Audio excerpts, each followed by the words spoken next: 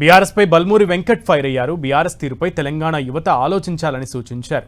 సభ పేరుతో శాంతి భద్రతలకు భంగం కల్పించేందుకు బీఆర్ఎస్ కుట్ర పన్నిందని బల్మూరి వెంకట్ ఆరోపించారు. బీఆర్ఎస్ హయాంలో 16 సార్లు వివిధ పేపర్లు లీక్ అయ్యాయని, కానీ విద్యార్థులు నిరుద్యోగులను అడ్డం పెట్టుకుని బీఆర్ఎస్ రాజకీయాలు చేస్తోందన్నారు. కేటీఆర్ ఉచ్చులో నిరుద్యోగులు విద్యార్థులు చిక్కుకోవద్దని బల్మూరి వెంకట్ సూచించారు.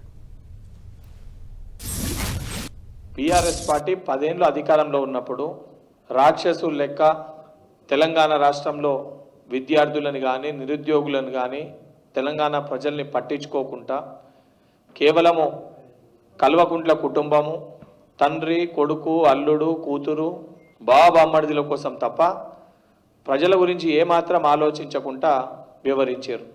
ఈరోజు అధికారాన్ని కోల్పోగానే ప్రజలు వాళ్ళకి తగిన గుణపాఠం, తగిన శాస్తి నేర్పించినాక ఈరోజు ఏదో ఒకటి చేసి మళ్ళా విద్యార్థులని నిరుద్యోగులని అడ్డం పెట్టుకొని రాజకీయం చేసి మళ్ళా అధికారాన్ని చేపట్టాలని ఒక దురఉద్దేశంతో రేపేదో విద్యార్థులతోటి యువకులతోటి ఏదో సదస్సు అని చెప్పి సరూర్ నగర్లో ఏదో కార్యక్రమాన్ని బీఆర్ఎస్ పార్టీ నాయకులు పెట్టారు.